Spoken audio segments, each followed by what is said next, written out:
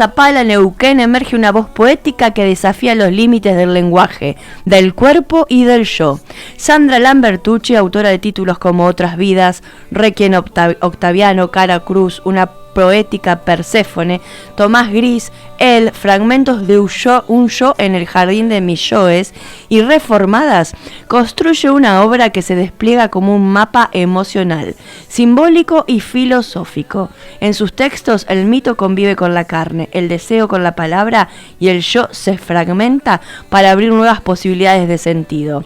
En esta entrevista vamos a adentrarnos un poco más en este universo literario para descubrir qué pulsa detrás de cada verso, cada personaje y cada silencio. Muy buenas tardes, Sandra, ¿cómo estás? Buenas tardes, ¿cómo estás? Un gusto saludarte. La verdad que muy contenta de poder estar contigo en este momento al aire. Un placer enorme, la verdad. Hermoso poder estar conversando desde tan lejos, ¿no? De Zapala. Qué bello lugar.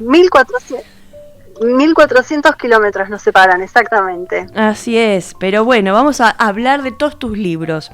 Para arrancar, ¿viste? Bueno. Para así, con Otras vidas, Requiem Octaviano, Cara Cruz. ¿Cómo dialogan entre sí tus libros? ¿Sentís que hay un hilo que los une? Mira, va a ser, parece medio cliché lo que te voy a decir, pero bueno, el hilo conductor justamente es la palabra, ¿no? A mí realmente me encanta escribir, siento que hay como que se me aclaran las ideas, como que las ordeno, y como lo tengo convertido en una disciplina diaria, claro. Es como mi mayor acto de valentía en realidad, porque salvo esas mismas distancias de la vida, salvo esas distancias justamente que tiene la vida. Surgen en distintos momentos, pero están conectados desde ese lugar, ¿no? Desde poder o darle cierta importancia al sentido de la dirección. Uh-huh. Porque lo que me pasa a mí puntualmente es que puede resultar un poco poético, pero bueno, es como que desciendo justamente en la página, ¿eh? No elevo el pensamiento. Cuando hago un esfuerzo por pensar, por elevar el pensamiento, es como que la escritura se convierte en algo a donde tengo que llegar, claro. Me tengo que estirar, y parece un esfuerzo, y yo no lo vivo de esa manera. Lo vivís como algo natural. Entonces, claro.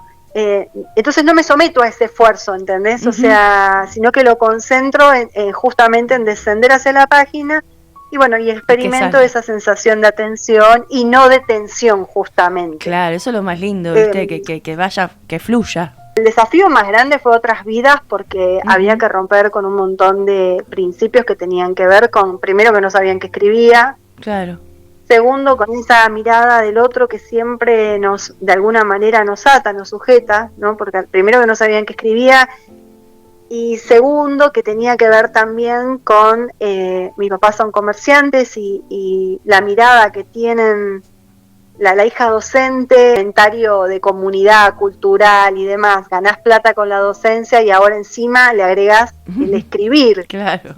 Entonces, claro, había que romper con una estructura familiar en la que era un pensamiento muy muy fuerte, ¿no? Eso de trabajar de lunes a lunes, ¿viste? Sí. Así 24/7. Claro, que es propio de la gente comerciante, ¿no? Total. Mis papás son comerciantes y bueno, siempre tuvieron ese pensamiento. Claro. Así que el primer rompehielo fue Otras vidas. Claro. Acá Requiem soy yo. Surge como, claro, esta soy yo. Sí. Y en realidad se enteran porque la portada es un dibujo de mi ahijada, la mira. Rosa. Sí.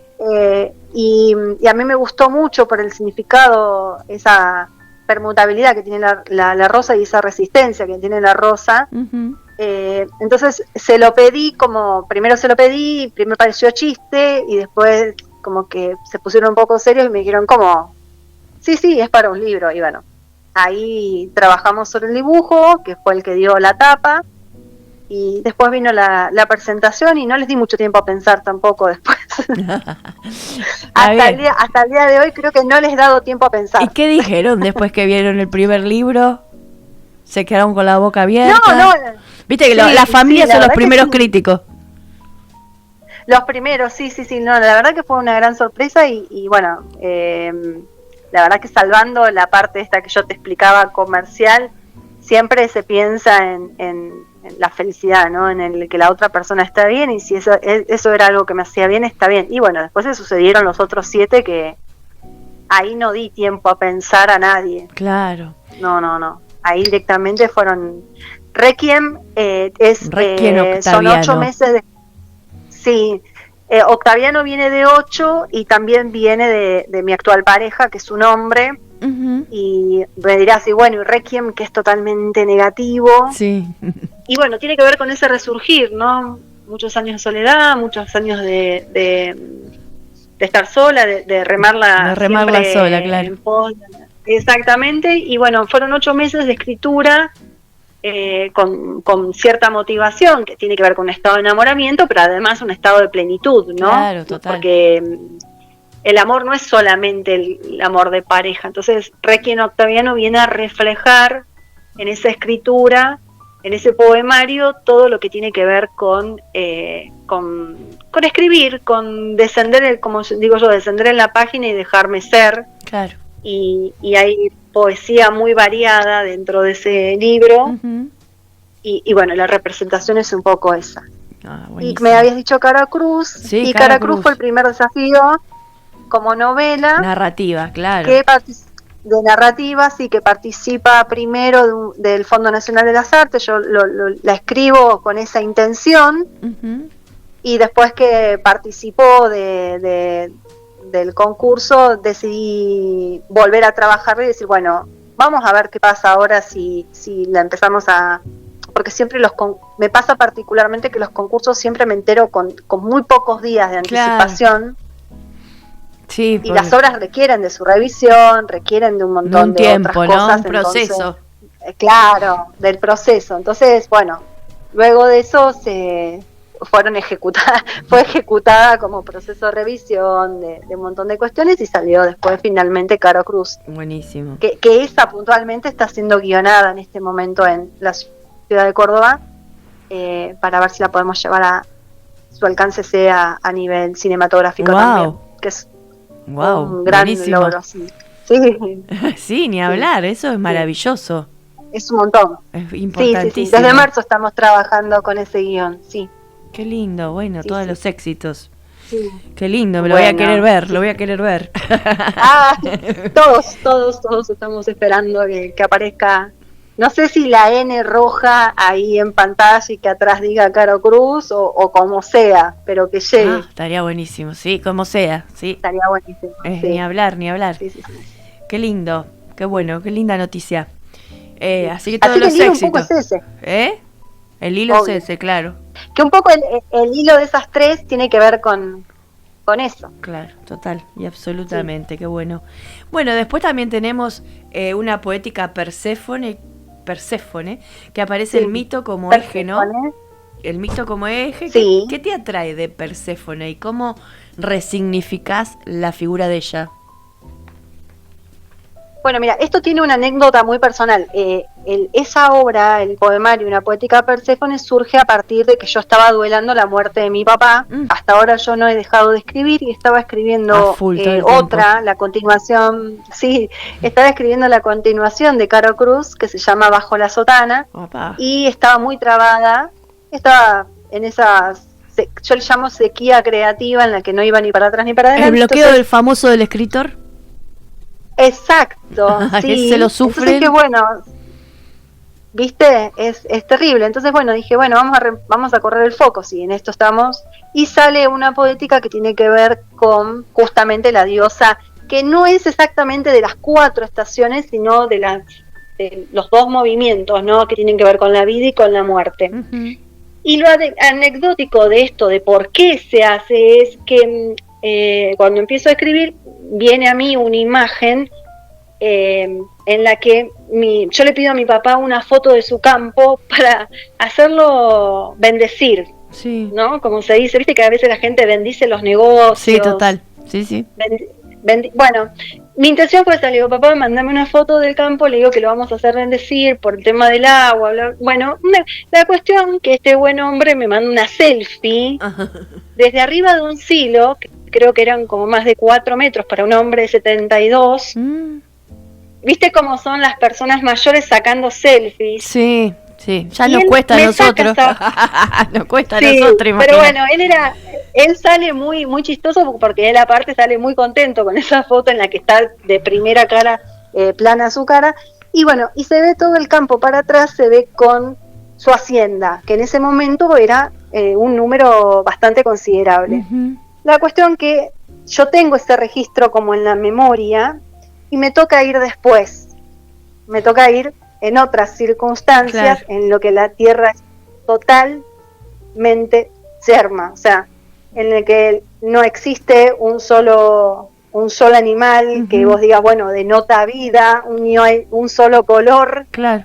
Y bueno, y un poco fue reflejar ese ida y vuelta en segundos, ¿no? Porque eso es lo que nos demuestra la existencia, ¿no? Que son segundos, uh-huh, en los que estamos y dejamos de estar, o que estamos desde otro lugar, ¿no? Claro. Pensando cómo cada uno vive el concepto de pérdida de mi papá, ¿no? Uh-huh. Y ese vacío, cómo puede abrir una grieta en el mapa de la vida, ¿no? Tal cual. Entonces se transforma como en un ritual de recuperación. Uh-huh. Y la pluma, o sea, la lapicera, empieza a ser como el ancla. Claro, total. Como haces catarsis, ¿no? También, catarsis. Claro, como un lugar de conversación, uh-huh, como donde se decide habitar justamente esa palabra sin pedir permiso, ¿no? Que era una de las cosas que yo le hacía a mi papá, pedirle permiso. Hay como una trastienda de eso. Entonces, bueno, es un poemario que va variado en esas cuestiones, ¿no? Uh-huh. Incluso hay un juego de palabras que tiene que ver con que Perséfone, si analizamos el título, sí, Perséfone está adjetivada, es un sustantivo que está tomado como adjetivo, ¿no? Y tiene que ver con esa simbología, en claro, realidad. Tal cual. Es mucho más fuerte de lo que uno... Sí, total, de lo que uno piensa. Está bueno saber estas cosas, ¿viste? Es interesante, a mí me encanta, sí, chusmear todas estas cositas, ¿viste? Cómo desembocan los títulos, por qué buscan juegos de palabra a veces y esas cosas, está interesantísimo. También es parte de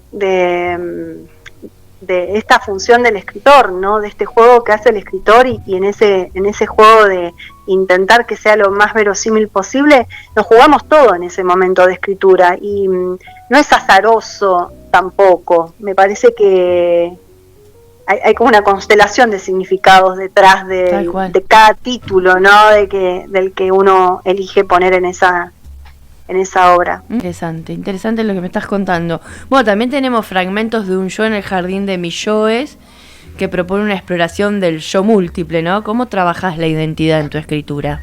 Fragmentos de un yo justamente surge después. Después de Perséfone. Exactamente. Uh-huh. Sí. Y acá, bueno, el rol acá de la imagen concretamente, acá hay imagen, hay silencio, hay página en blanco, hay esa mente rumiante todo el tiempo, viste que cuando te sentás frente a la página en blanco, que en realidad se presenta como un personaje totalmente vivo, porque no es ausencia de sonido, sino que es la presencia de lo que todavía no se dijo. Y un poco esos fragmentos de un yo es de lo que estamos constituidas todas, de esos retazos, de esos pedazos, ¿qué?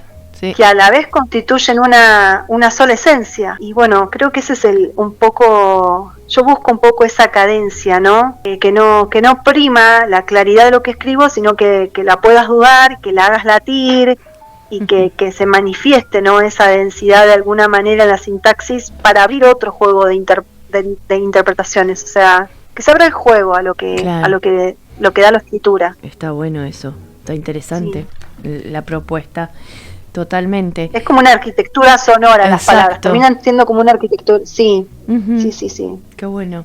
Y de alguna manera el silencio y lo no dicho son como ese edificio, ¿no? Esa piedra angular, no ausencia, sino presencia prestada. Claro. El juego es entre el decir y el no decir, bueno, que de alguna forma la lectura transforma en conversación, ¿no? Uh-huh. Abre el juego al umbral de la interpretación, justamente, sí. Total y absolutamente, qué bueno. Está súper interesante lo que me estás contando. Te digo que está para charlar horas y horas, me encanta. Pero tenemos que hablar de todas las obras, también tenemos a él. Que interpreta él interpreta el género de una perspectiva poética. ¿Qué lugar ocupa lo no binario o lo fluido en tu obra? Bueno, acá en el personaje no se niega justamente a una identidad, sino que permite que la identidad se mueva. El personaje, que es Juan II de Dios Casia, tiene una lucha interna entre lo que tiene que ser, lo que debe ser, lo que quiere ser. Lo políticamente correcto y lo no. Correcto, claro. Entonces, también entre lo público y lo privado, porque el personaje, él se gradúa como abogado e incursiona en el arte del diseño de... se me fue la palabra, de alta costura, perdón, con lo que implica también ese... el taller de costura en él funciona como un rito de iniciación al otro yo del personaje. Claro, el que no deja salir. Entonces, entonces cada boceto, de alguna manera, es el símbolo que revela un deseo y una identidad que no admite en la casa patriarcal, o sea, que no puede admitirlo dentro de su propia casa, ¿no? Claro. Y tiene que esperar a irse para poder resolver estas cuestiones que ahí, para ser el mismo, claro. Y ahí este personaje puntualmente no es que va por lo drástico ni por lo trágico, sino que trata de conjugar de alguna manera ambos deseos. Claro. Para poder, primero para poder sobrevivir y segundo para poder ser, que es lo más entonces ahí hay algo simbólico entre esa aguja que tensiona y un boceto que establece un pacto, ¿no? Una firma que certifica una identidad, porque cuando él firma sus bocetos también hay una firma que tiene que ver con su identidad, y cuando firma y gana un juicio también lo tiene. Claro. Desde dos perspectivas hay una dualidad ahí que es bastante marcada. Y bueno, y ahí un poco la obra explora eso, ¿no? Lo que ocurre cuando los límites entre lo masculino y lo femenino se vuelven permeables. Y bueno, el taller es el lugar, ¿no? La mirada hacia la moda, la forma... Claro. Después entre el derecho, él logra que el derecho como carrera, ¿no? Se entrelace con su actividad. Y no intenta decir que lo no binario es va por la idea de una etiqueta, sino como mostrar en la vida real cómo las identidades se forman en cruces y en transiciones, ¿no? Claro. Punta un poco el personaje de Juan. Buenísimo, está bueno, re interesante también para contar un poco más, ¿viste? Sí. Y también acá está súper interesante. Después también yo quiero meter todos los libros, ¿viste? También Tomás Gris, que es para niños. Nos vamos para otro lado ahora. Ay, sí. ¿No? Totalmente. ¿Cómo fue la creación de este personaje? La verdad que la creación del personaje fue... Bueno, yo soy profesora en letras y trabajo en dos materias, que una es alfabetización y otra es lectura, escritura y oralidad. Claro. Puntualmente en alfabetización nos pasó de que en las prácticas de residencia, en las cuales tengo que concurrir como observadora de futuros docentes, encontrarme con niños, ¿no? En que deambulan dentro del aula y que deambulan y que padecen su propia, lo voy a decir así entre comillas, ¿no? Su propia existencia. Entonces Tomás viene a mostrar eso, ¿no? Que Tomás es un niño que no solo tiene que renegar con el afuera, sino con él mismo, porque él no se encuentra. Había como una especie de vacío y de insuficiencia que en un primer momento se le atribuye a que no tiene a su mamá físicamente, porque su mamá muere y el que se hace cargo es su papá, que se pensaba que tenía que venir, que podía venir por ahí, pero sin embargo el personaje lo desarrolla desde otro vacío existencial, ¿no? Entonces le ponían una remera naranja y él se veía gris igual, le ponían una remera roja, un pantalón turquesa y seguían, hasta que descubre que había otros grises iguales. Y esa es su verdadera lucha, ¿no? Primero, no sentirse solo. Claro. Segundo, aceptarse como gris también, que es una posibilidad. Y que el gris no estaba tan malo como se creía, ¿no? Porque relacionamos el gris con un color como triste, claro. como triste, pero no triste, es como así. pálido. Claro, claro. Tal Así cual. que esa obra surgió el formato como libro álbum y se trabajó con la editorial La Punta del Ovillo, que lamentablemente hoy no existe más, es de San Martín de los Andes. Mira. Y trabajé con Sabina, que es editora, y con Paloma Formoso, que es de La Plata, Mira. que es la ilustradora y que fue la que se encargó de hacer las imágenes de Tomás. Y de alguna manera entre todos, bueno, conjugamos el escrito con la imagen y con el formato de libro álbum. Viste que tiene un color muy llamativo, que es el amarillo. Sí. Y el contraste que tiene con el gris, ¿no? Del personaje principal. Tengo que seguir charlando con vos, así pero que se me está yendo el programa, increíble. Es el tiempo. Se pasó volando, ¿viste? Increíble. Pero voy a seguir charlando, como no sé, por Instagram o hacemos otra entrevista porque hay cosas súper interesantes para contar.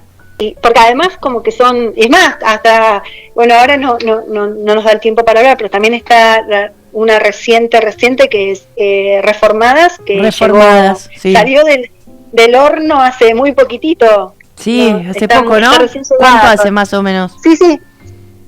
No, llegó, todavía no está presentada oficialmente. Falta poco. ¿Y cuándo la presentamos? Contame. ¿Ya tenés fecha? Y la presento en la feria del libro de Neuquén, que se hace en Neuquén del 12 al 21 de septiembre, si Dios quiere. Y después se hace la feria, acá Zapala, pobre, viene siendo el último espacio, pero bueno, porque acá la feria se va a dar justo en octubre. Y presento en octubre, si Dios quiere, la voy a presentar. Lo que pasa que fueron tantas que también hay que presentar también hay que presentar Tomás Gris, muchas cosas para presentar, está súper interesante. Y el ida y vuelta con la gente, ¿cómo es eso para vos? Mira, con Tomás Gris fue espectacular, porque fue una puesta en escena, puesta en escena porque fue distinta a las presentaciones tradicionales, que tenés el micrófono. Fue a tierra, ¿viste? Yo estuve tanto en San Martín de los Andes, que es de la editorial, como acá en Zapala, fui a las escuelas y se trabajó con un promedio más o menos en San Martín de los Andes, creo que entre 60 y 70 alumnos, y acá en la ciudad de Zapala fueron 2 turnos por 2 grados, ponerle 120, 150 chicos también, un poco más. Lo sorprendente fue que te miraban y te decían, ¿sabes? Porque los chicos te dicen senio, normalmente cuando alguien ingresa al aula te dicen senio, y por ahí me dice, yo soy Tomás Gris. ¿Usted sabe que yo soy Tomás Gris?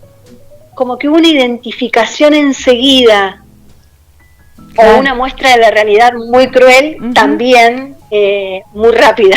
Tal cual. ¿No? Que sí. Y después la aceptación dentro de todo ha sido... Yo lo único que espero es llegar con la palabra, contar una historia y que se produzca ese hecho, ¿no? Ese intercambio. Ese ida y vuelta, que es lo importante, ¿no? Sí, suerte y gracias a Dios me he venido con el corazón rebalsado de alegría porque he tenido una buena repercusión. ¿Y dónde seguiré, ¿no? Sí, total, obvio. ¿Y dónde puedo comprar los libros? ¿Cómo los consigo? Conseguir tanto L como Reformadas lo podés conseguir por Libela, que es la editorial que los tiene, que es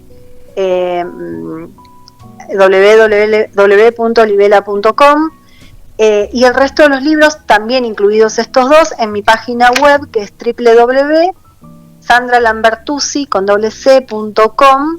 Ahí están absolutamente todos, con un clic.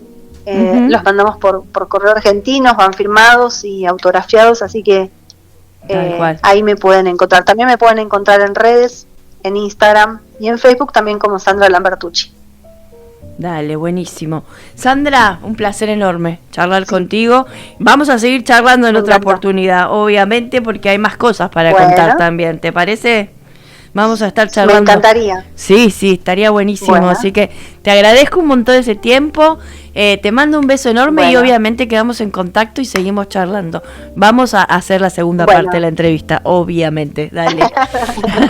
Bueno, muchísimas gracias. Dale, sí, con mucho gusto, Un placer enorme. No hay problema. Muchas gracias. Enorme. No, por favor. Igualmente. Gracias a vos, Saludos, un beso grande. Todos.